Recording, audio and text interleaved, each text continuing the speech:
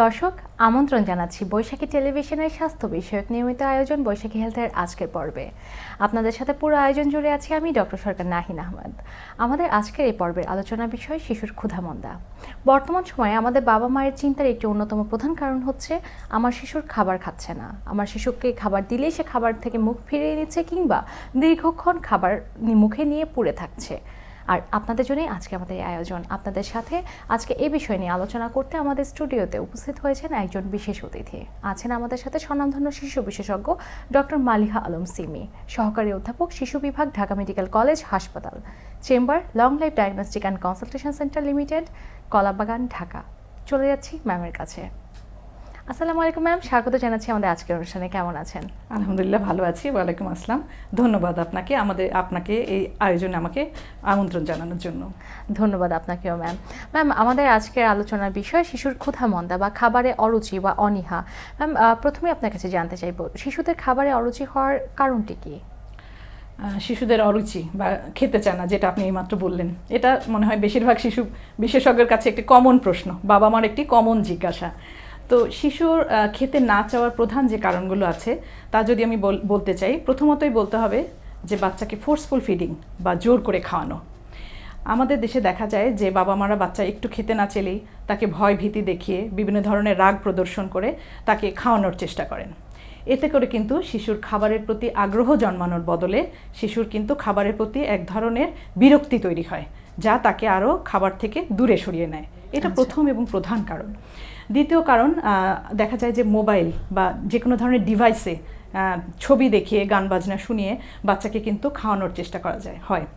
এতে কিন্তু বাচ্চার আসলে যে খাবারের যে একটা টেস্ট বা স্বাদ নেওয়া, এটা বাচ্চা বুঝতে পারে না সে কী ধরনের খাবার খাচ্ছে, যার ফলে তৃপ্তির যে একটা সিগন্যাল ব্রেনে যায় একটা খাবার খাওয়ার পরে, সেটা কিন্তু আসলে এই শিশুর গড়ে ওঠে না, যার ফলে সে কিন্তু খাবারে ওরকম আগ্রহ পায় না, খাবারে সে আগ্রহ হারিয়ে ফেলে। এরপরে আরও যে কারণগুলো রয়েছে, যেমন ধরেন বাইরের খাবারের প্রতি অতিরিক্ত আসক্তি, যেটা আমরা বলি যে জাঙ্ক ফুড বা বাইরের খাবার, বিভিন্ন ধরনের চিপস, স্ন্যাক্স, তারপর চকলেট, হ্যাঁ, বা প্রসেসড ফ্রুট যেগুলো আছে, এগুলোর প্রতি এক ধরনের তাদের আকৃষ্টতা কাজ করে।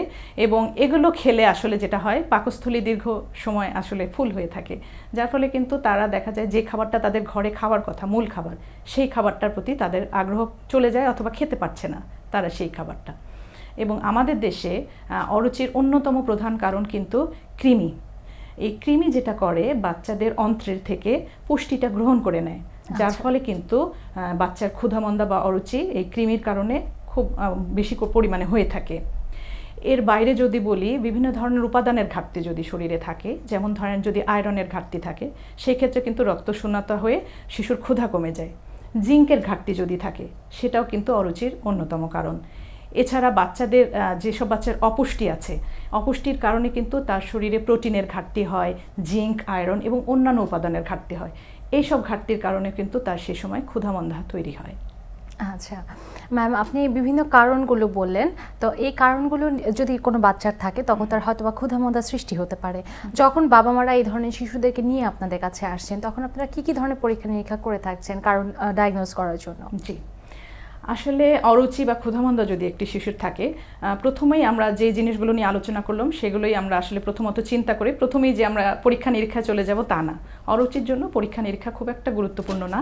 তবে যদি একজন চিকিৎসক মনে করেন যে বাচ্চার কোনো কারণে শরীরে আয়রন বা জিঙ্কের ঘাটতি রয়েছে, সেক্ষেত্রে আমরা কিছু ব্লাড টেস্ট করে থাকি, যেমন complete blood count, peripheral blood film বা আয়রন প্রোফাইল বা সিরাম জিঙ্ক লেভেল, জাস্ট জানার জন্য যে তার রক্তের স্ট্যাটাসটা কী।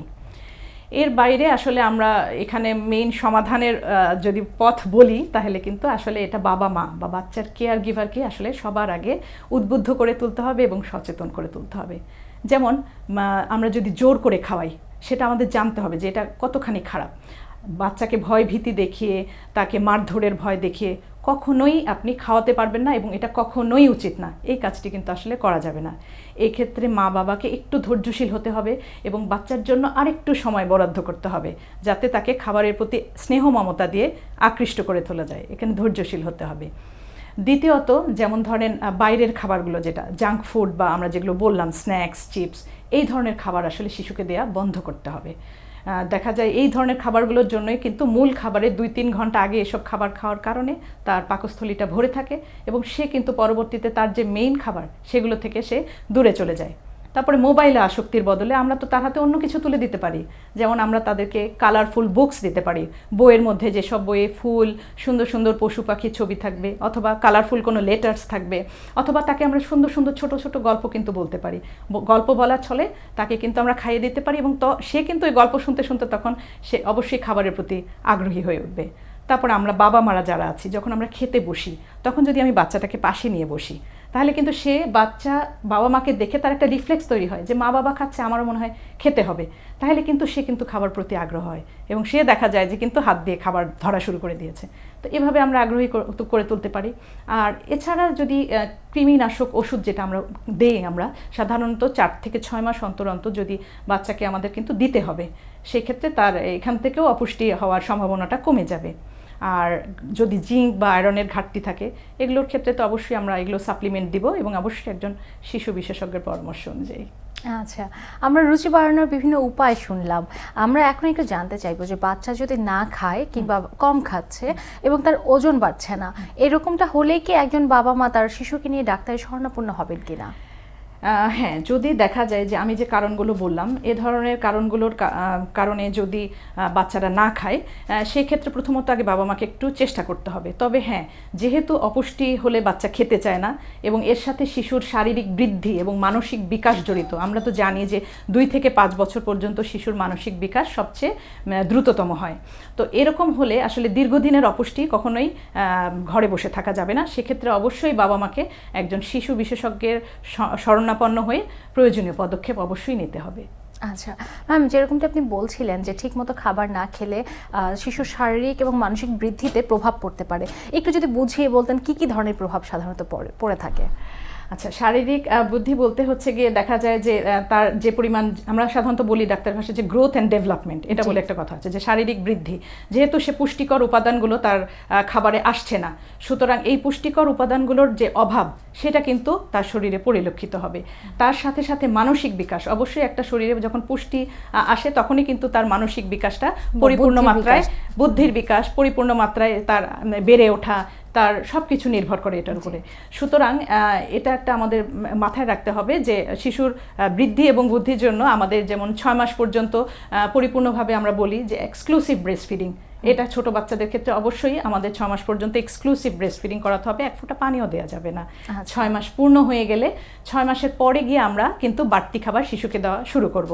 যেমন 6 থেকে 9 মাস পর্যন্ত আমরা কিন্তু 250 গ্রামের যে বাটি, যেটাকে আমরা বলি 1 পোয়া বাটির আধা বাটি 2 বার দিব, তার সাথে এক জাতীয় স্ন্যাক্স দিব। 9 থেকে 12 মাস গেলে এই 1 পোয়া বাটির আধা বাটি 3 বার দিব, তার সাথে অবশ্যই বিকালে একটা স্ন্যাক্স। এবং 1 বছরের ঊর্ধ্বে গেলে কিন্তু এই 1 পোয়া বাটি যেটা, এটার পুরো বাটি সে 3 বার খাবে, তার সাথে স্ন্যাক্স থাকবে দুবেলা তার। এভাবে কিন্তু আমরা খাওয়ার মেনুটা অবশ্যই আমাদের তাদেরকে তৈরি করে দিতে হয়। আচ্ছা ম্যাম, আমাদের আলোচনায় বারবার কৃমির কথাটি চলে আসছিল। কৃমিনাশক ওষুধ এটি কি সব বয়সেই দেওয়া যায় কিনা, বা এটি দেওয়ার নিয়মটি ঠিক কিরকম হতে পারে? কৃমিনাশক ওষুধ সাধারণত আমরা বাচ্চাদের ক্ষেত্রে 2 বছরের ঊর্ধ্বেই দিয়ে থাকি, যেমন অ্যালবেন্ডাজল, মেবেন্ডাজল, এই ধরনের ওষুধগুলো আমরা দিয়ে থাকি। তবে বিশেষ ক্ষেত্রে বা অবস্থা বিশেষে কিন্তু আমরা 2 বছরের নিচের বাচ্চাদেরকেও কৃমিনাশক ওষুধ দিয়ে থাকি, যেমন পাইরেন্টাল পামোয়েড বা অ্যালবেন্ডাজল, এই ধরনের ওষুধগুলো দিয়ে থাকি। তবে একটা জিনিস মনে রাখতে হবে যে অবশ্যই একজন চিকিৎসকের পরামর্শ অনুযায়ী কৃমির ওষুধটি গ্রহণ করতে হবে। আচ্ছা ম্যাম, আমরা আমাদের অনুষ্ঠানের শেষ পর্যায়ে চলে এসেছি। সর্বশেষ যদি দর্শকদের উদ্দেশ্যে আপনার কোনো পরামর্শ থেকে থাকে তাদের শিশুদের প্রতি কিভাবে যত্ন নেওয়া উচিত এই ব্যাপার নিয়ে। দর্শকদের উদ্দেশ্যে আমি বলতে চাই যে বাচ্চার অরুচি বা যেটাকে আমরা বলি যে ক্ষুধামন্দা, এটির জন্য প্রথম পদক্ষেপ কিন্তু একজন মা বাবা বা শিশুর কেয়ার গিভারকেই নিতে হবে। বাচ্চার জন্য পর্যাপ্ত পরিমাণের সময় দিন, তাদেরকে ভয় ভীতি বা কোনো ধরনের শারীরিক আক্রমণ না করে তাদের প্রতি সহানুভূতিশীল হয়ে একটু তাদেরকে খাওয়ানোর চেষ্টা করতে হবে এবং তাদের মোবাইলে আসক্তিটা কমিয়ে তাদেরকে বিভিন্ন ধরনের ডিভাইস থেকে দূরে সরিয়ে কালারফুল বুকস বা গল্প বলা, এটুকু আপনারা যদি করতে পারেন এবং আপনার পাশে বসিয়ে যদি বাচ্চাটিকে খাওয়ার অভ্যাস গড়ে তুলতে পারেন, আশা করি যে আপনার বাচ্চার এই অরুচিটা আর থাকবে না। এরপরেও যদি মনে করেন যে না, কোনোভাবে উন্নতি হচ্ছে না, অবশ্যই একজন শিশু বিশেষজ্ঞের পরামর্শ গ্রহণ করবেন। ধন্যবাদ ম্যাম, আমাদেরকে আপনার এত মূল্যবান সময় থেকে কিছুটা দেওয়ার জন্য। ধন্যবাদ আপনাকে। ধন্যবাদ ম্যামকে। দর্শক, আপনারা এতক্ষণ শুনলেন শিশুদের খাবারের অরুচির কারণগুলো কি কি হতে পারে এবং তাতে বাবা মার ভূমিকা ঠিক কতখানি।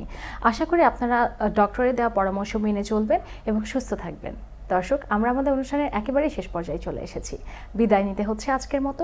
আগামী পর্ব দেখার আমন্ত্রণ জানিয়ে বিদায় নিচ্ছি আমি ডক্টর নাহিন। সুস্থ থাকুন, ভালো থাকুন, বৈশাখী টেলিভিশনের সাথেই থাকুন।